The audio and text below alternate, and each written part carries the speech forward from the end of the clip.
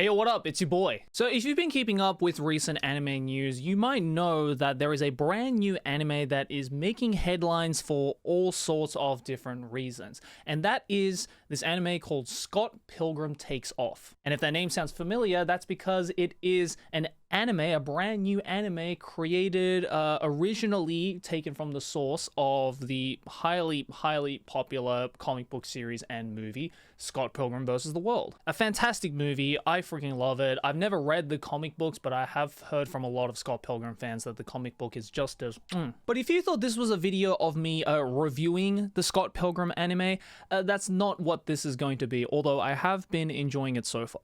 No, this is a discussion video that is going to go a lot further down the anime rabbit hole than you might think. Because if you've been on Twitter and you are familiar with the website MyAnimeList, which is a anime cataloging website that a lot of anime fans use, myself included, to list out all of the favorite shows that you've watched, the least favorite shows you watch. Basically, it's a good way to keep up with the shows that are existing that might have fallen into your retinas at some point in your life. But according to a lot of people, MyAnimeList have done a little bit of a whoopsie because for some reason they have decided to not include Scott Pilgrim Takes Off, the new Scott Pilgrim anime, as a legitimate entry into their database. Essentially, that is telling people that MyAnimeList does not qualify Scott Pilgrim Takes Off as a legitimate anime. So I wanted to get to the bottom of this by doing a bit of a deep dive as to why this problem or controversy, I guess, started in the first place. Let's start off though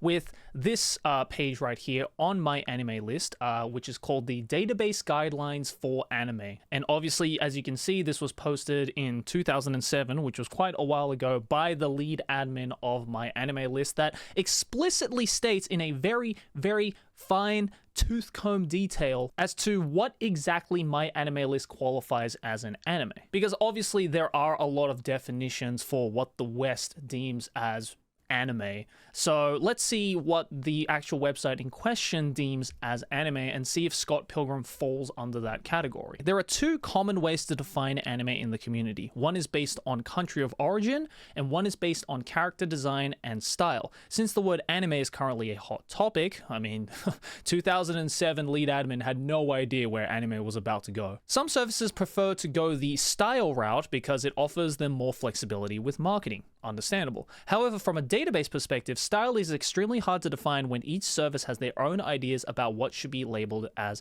anime. So, on MyAnimeList, a work is considered to be an anime if it meets all of the following. Let's go through all of them, shall we? Number one, it's animated. Works with minimal to no animated scenes do not count. This includes manga panels or visual novel style stills with and without voice acting. Scott Pilgrim falls under that.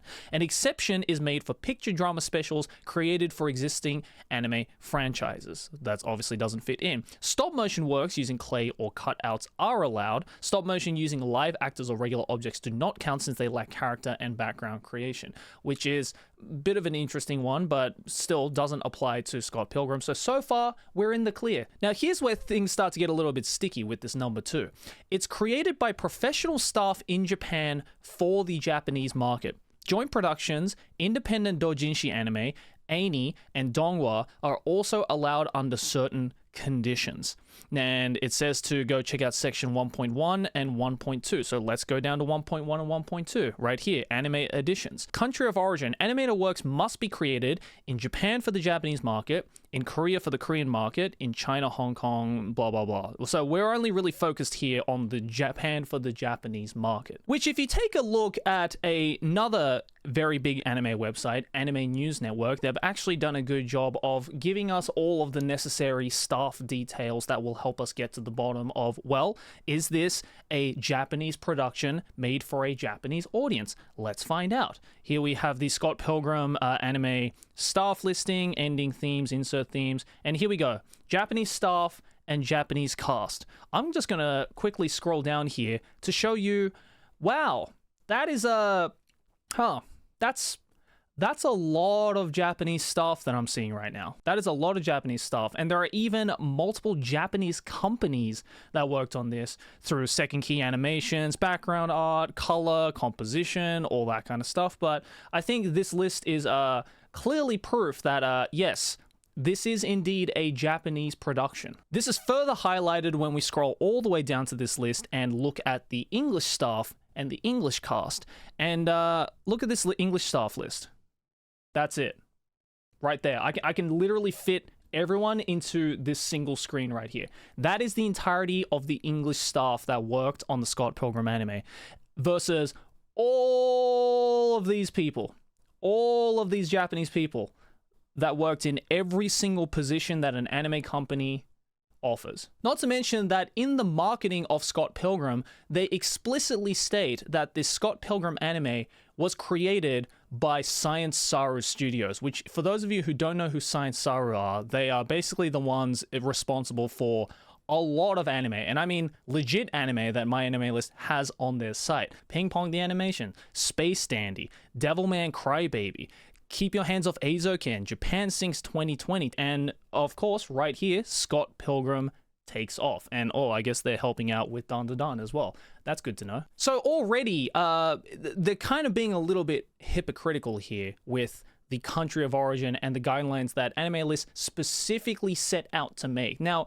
granted, again, this guideline was made back in 2007, which was over 15 years ago at this point. And obviously 15 years ago, the world of anime looked very, very different. And most of what we now define as anime were in fact made in Japan with Japanese staff for a Japanese audience. But the way that anime has now shifted since those 15 years, especially with the way that it's marketed and the way that it's made in terms of staff, in terms of market, like demographic who watch the shows, it's a lot different to 2007. But let's check out the second part here that was specifically mentioned, production staff. Works must be produced by reputable animation companies with professional animation creators in the country of origin.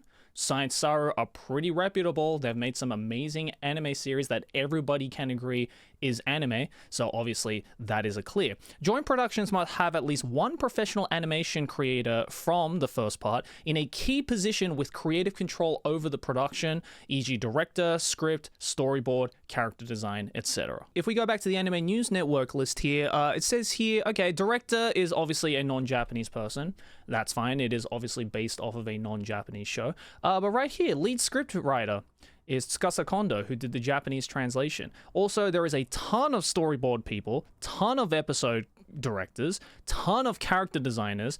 The art director is Japanese. Obviously, sound director is Japanese, and 2 executive producers who are Japanese staff. So obviously, a lot of the top position, granted, maybe not the director, which is obviously the biggest position in any kind of, film or moving media and stuff like that, like anime, but pretty much all of the other key staff members are Japanese. So again, just looking at this as a ratio, because obviously English and Japanese staff were included and it's a kind of a nice mixture, but obviously we are looking right now that there are a lot of Japanese staff right here. But obviously this is a discussion video. I don't want to just come onto camera here and shit all over MyAnimeList for making a boo-boo, which they obviously have, and the internet is definitely not shutting up about it. No, the reason why I wanted to kind of cover this particular story here is to kind of try and discuss, have an adult discussion on what exactly anime even is. Because I think as a Western viewer of anime, or you look at anime from a Western,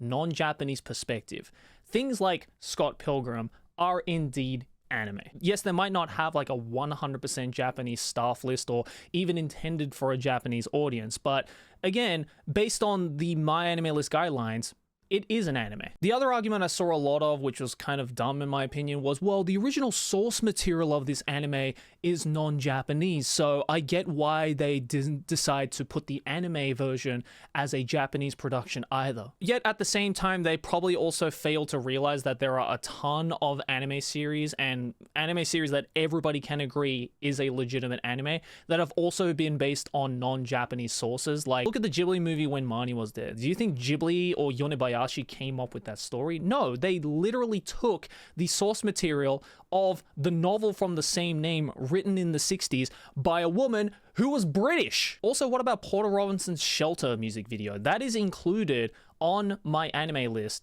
as a legitimate entry. And yet, again, if you think about it, it was spearheaded by a non-Japanese guy intended not specifically just for the Japanese audience. The only reason why it was put on MyAnimeList is because a Japanese animation company was held to make the actual music video anime. No hate to when Marnian was there or my boy Porter, though. They're both amazing pieces of media, so please watch them and support them. What I'm trying to say is that the word anime, at least according to how the West views it, has a definition that is very fluid and not stable. What you can say is an anime might not be deemed as an anime to another anime fan, and vice versa. Obviously, I can't avoid bringing up this as a point of contexture, but look at when Avatar: The Last Airbender came out. There are so many videos online of people arguing over, oh, is Avatar: The Last Airbender an anime or is it a non-anime? Because obviously the style and how that show looks is very anime-centric, and it's very, very obvious that the creators of Avatar: The Last Airbender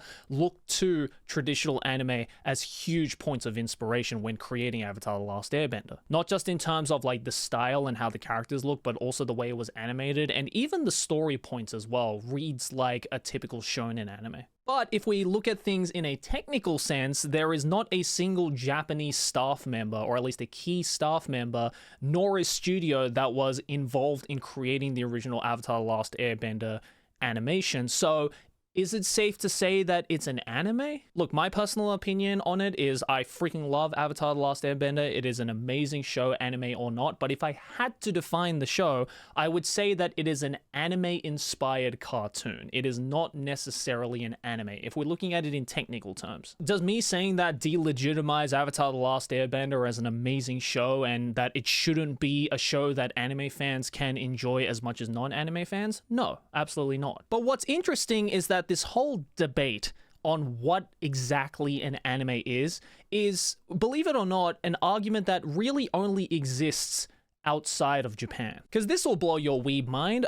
If you look up the word anime or anime on Japanese Wikipedia, they are very succinct and straight to the point on what exactly an anime is according to a Japanese person. It says here that the word anime is a shortened form of the word animation or animation, and that it defines any piece of visual media that uses animation, and that anime made in Japan is commonly referred to as Japanese animation. So as you can see just from Wikipedia, because everybody knows Wikipedia doesn't lie, the word anime in Japan has a very different meaning to the rest of the world. If we take this Japanese definition of the word anime literally, then any animated piece of media is anime. Yes, that's right. That means things like Shrek, Toy Story, The Simpsons, Finding Nemo, every Disney film you can think of, every DreamWorks Pixar film you can think of. And yes, even the Scott Pilgrim anime,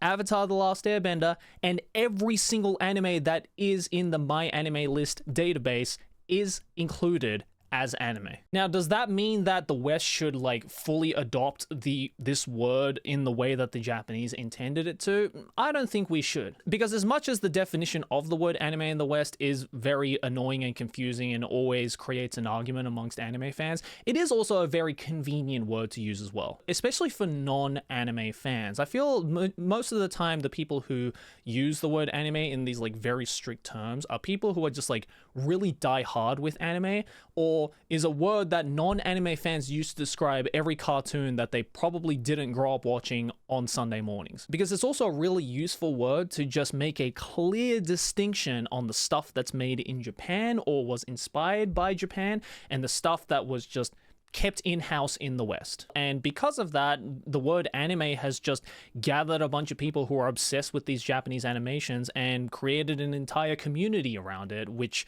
I am also a happy member of. Look, at the end of the day, I think this whole argument is pretty pointless if you look at it deep into the nooks and crannies, because there is no correct answer of what the word anime actually means. And it truly is a very subjective word. Like, literally, you can call any piece of animation anime if you want, And technically, you're not wrong. Someone who calls Avatar The Last Airbender an anime is just as correct as the person who calls it not an anime. But to give the benefit of the doubt, I do think that MyAnimeList still made a bit of a fuck up here because they are still being the most hypocritical, and they should put the Scott Pilgrim anime into MyAnimeList. Otherwise, they should get rid of a lot of anime series that are very similar position-wise to the Scott Pilgrim anime that are currently still on MyAnimeList as legitimate shows. So yeah, this was just like a really great excuse for me to kind of go deep into this conversation, because it really is an interesting one, because again, it is very subjective of how the West views that word,